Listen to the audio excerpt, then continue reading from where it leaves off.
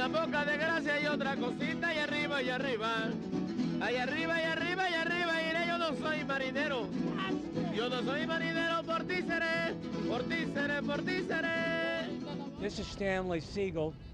We're about to enter the metro here in Mexico City, and our tour guide is Mary Lou Lionel de Cervantes. Hello. How are you? Fine, thank you. Good morning. How are you? Good morning, too? and Martin Barboa. Where are we going to go today?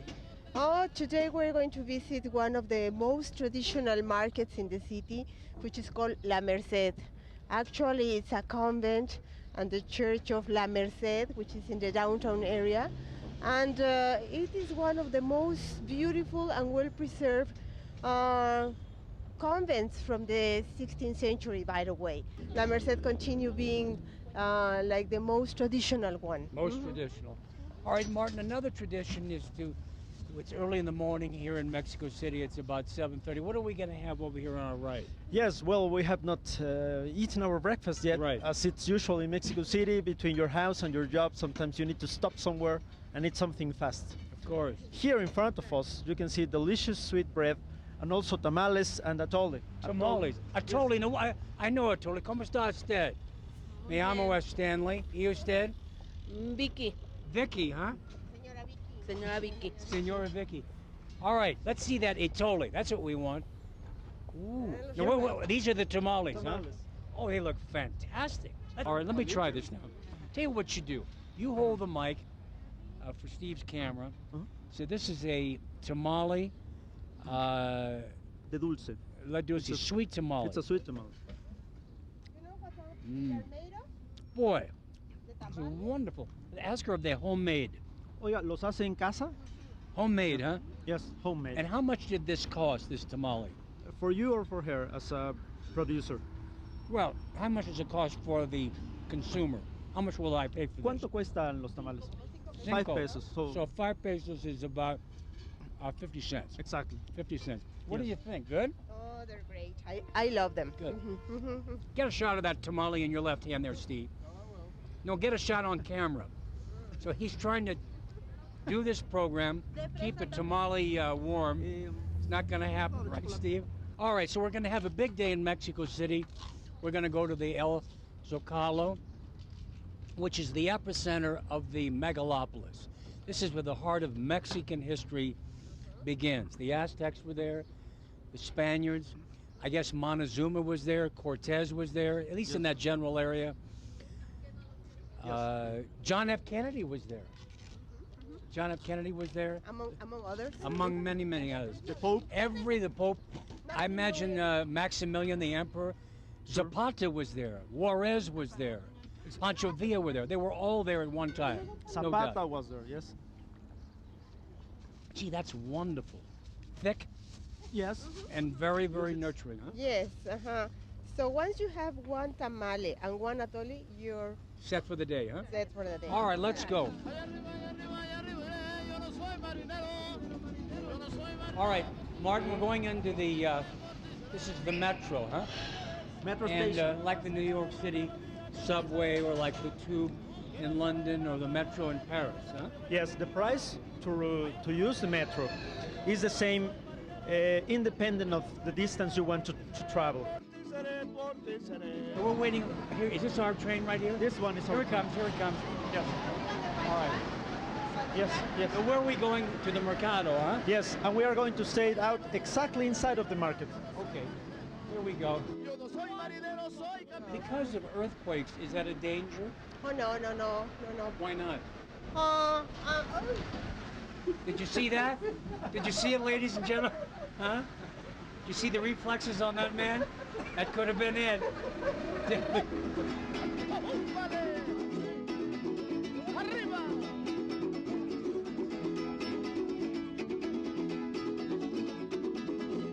What is this? Pescado, huh? Look at that. Yeah. Look at all this fish, Steve. It's incredible here. Tell him this. Tell him that the chicken is one of the few animals that can gain weight and not show it in the face. Those are chicken eggs? Those are eggs. Those are not tomatoes. You're kidding. Yeah, he told me. So what do they do with that? They are for broth, for a very good chicken broth. Or now tell me this. Is this market, are these our individual Yeah. entrepreneurs, or isn't one company that owns everything? They're all They are entrepreneurs, or they're all individual? Yeah, individual entrepreneurs. Yeah. I see. Do they do well, do you think? I think so. They Yeah. do. All right.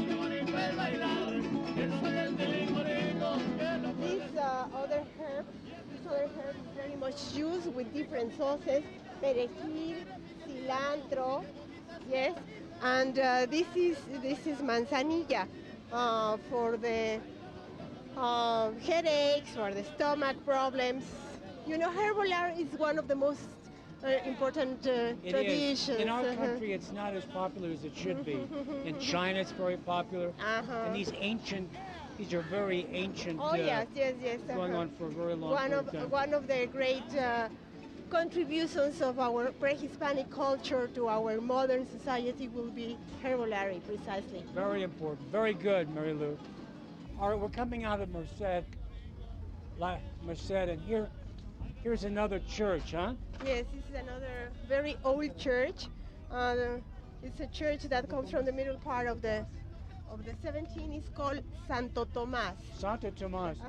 And this was during the colonial period? Yes, absolutely. So this had to have been between the 15th and the 19th century sometime, This comes from the 17th century. I can see because of the type of ornamentation and architecture. You can tell even which century it comes from. So I'm sure this comes from the first part of the 17th century. 17th century. Fantastic.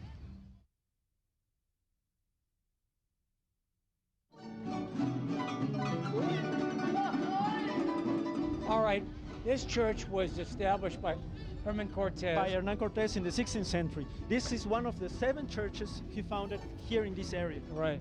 Surrounding Tenochtitlan. Which means what? That means this is one of the first Catholic buildings that were in made Mexico City. In Mexico City. As you Jeez. see, it's a very small one. Can we come in? Of course. Come in, Steve. So this church would go back to the 16th century, obviously. Of course. Cortez was here around 1521. 1519 was the year when he first arrived. 1590, he conquered the country in 1521. Exactly. So this would be in the first half probably of the 16th century. 16th century, absolutely.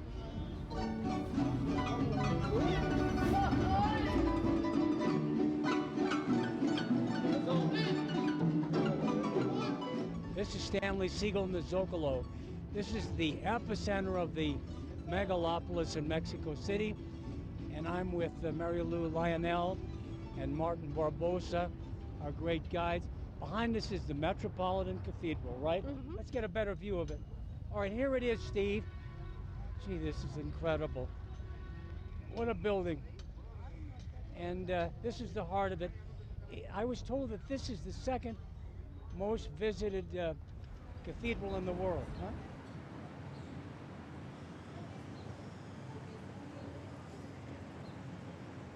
All right, this is the Metropolitan Cathedral in Mexico City, undergoing restoration now, huh? It's going on restoration and in a very interesting project of engineering for saving it, in order to save it. Let's walk. Come on, Martin, let's walk. This is just unbelievable how massive it is.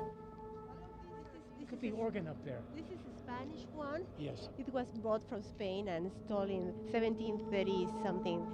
And years later, the other one across, which is from Mexican origin. Gee, what a magnificent building. Yes. It's very old and very significant for all Mexicans. Yes.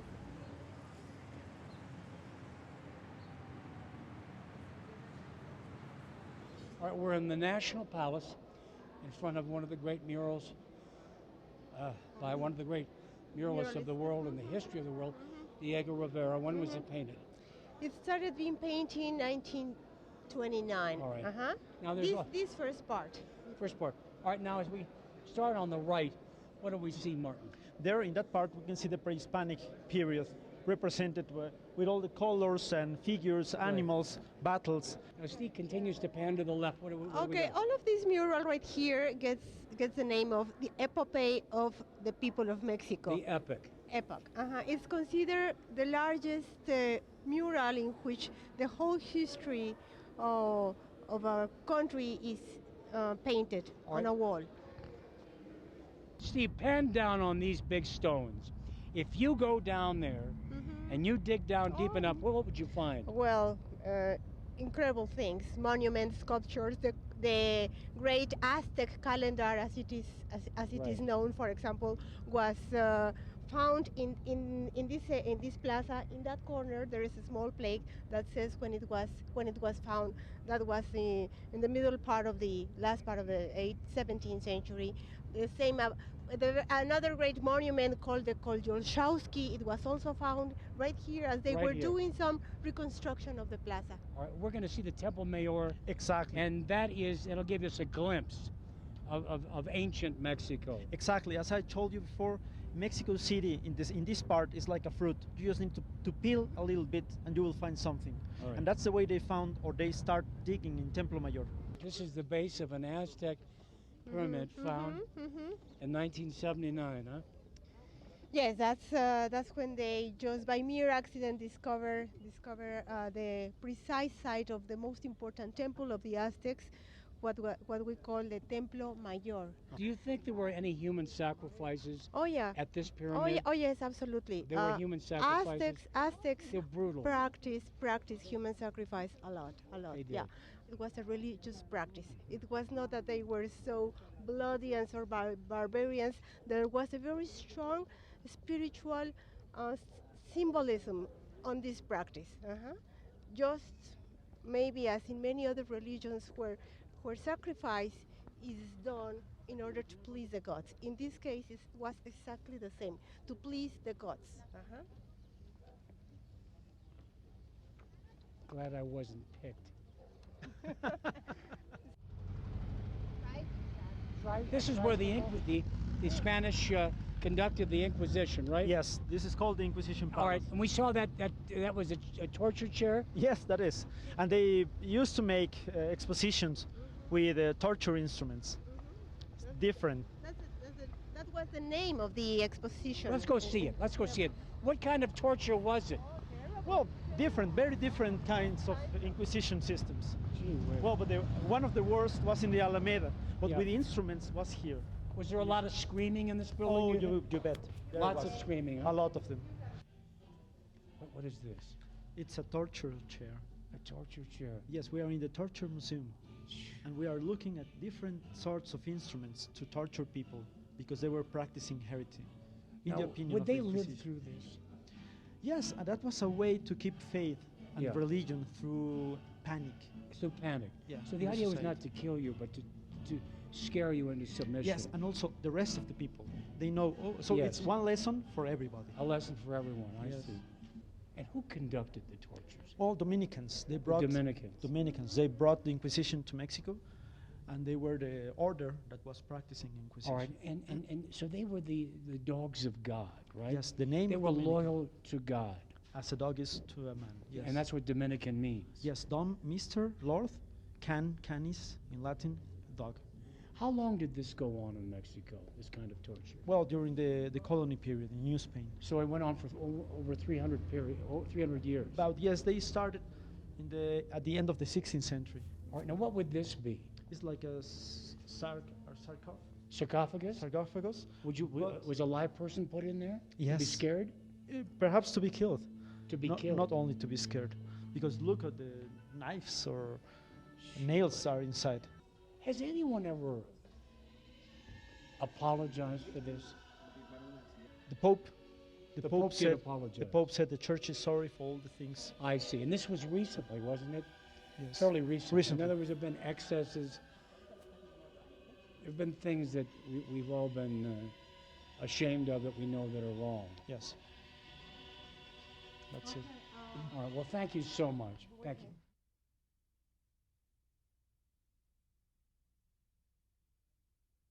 And what is this big building up ahead here? It's the old cathedral, the old basilica. How old is it? about 400 years old.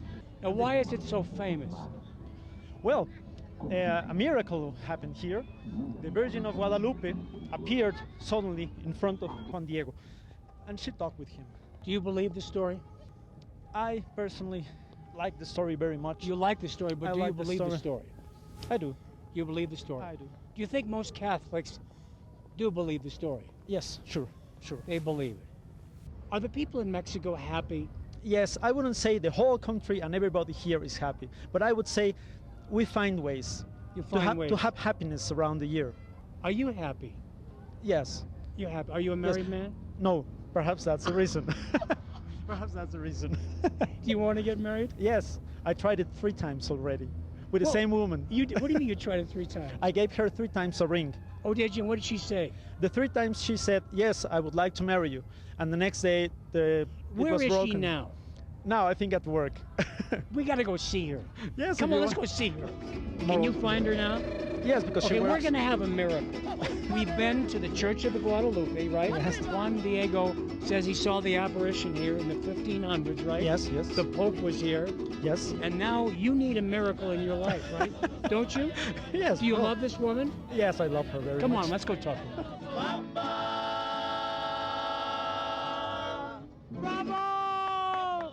Fortissimo! Gracias, gracias. Bravo. All right, you know what we got to do? These guys got to come talk to your girlfriend. 1,600 pesos, so $160. Is there any way they would do it for less so we can't afford that? How much would we pay? All right. Tell them I'll give them $50. $100. What about I'll make a compromise. What about a compromise? They said 50. I'll say $75. They say 900. Yeah, but it's 10 minutes away, one song. Tell them you're in a pickle with your girlfriend. Okay, what about $85? $85, we'll do it right now. 85. Come on, let's go. 800. Okay? All right, let's do it right now. 800. What does that mean? 800. Is how many dollars? No, 800 pesos, $80. Okay, okay. 80. Señores, la melodía que besa el alma con alegría y arriba y arriba.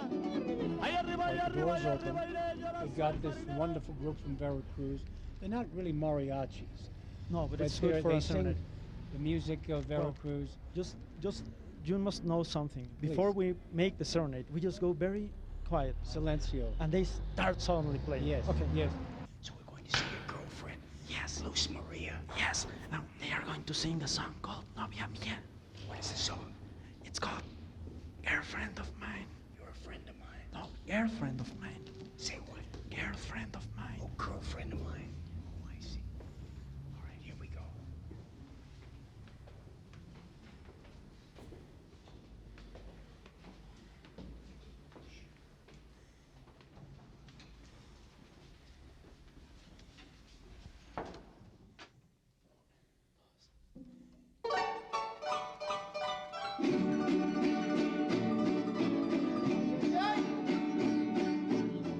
Novia mía, cascabel de plata y oro, tienes que ser mi mujer. Novia mía, con tu cara de azucena, ¿cómo te voy a querer? Por llevarte a los Steve, to your right.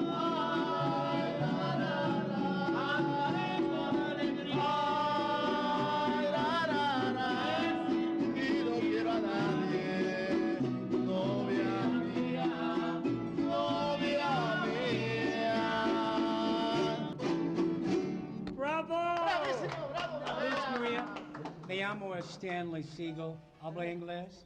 Yes. Now look, it's not our policy to probe, to make trouble. But we know this man. We think he has a mucho corazon. And I know he's crazy about you.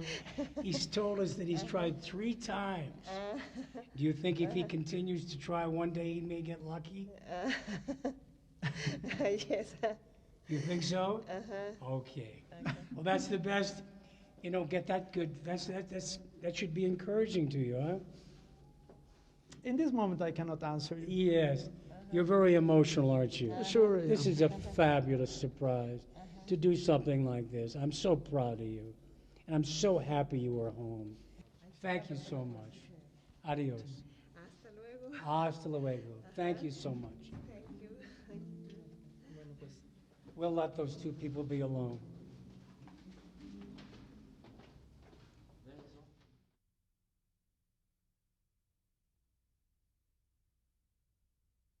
This is Stanley Siegel at the International Airport in Mexico City, about to go back to the United States. I want to thank Mary Lou, Lionel. You were charming and interesting. You really helped our broadcast very, very much. Thank you. And a special embrazo to Martin Borboa, who was also fabulous.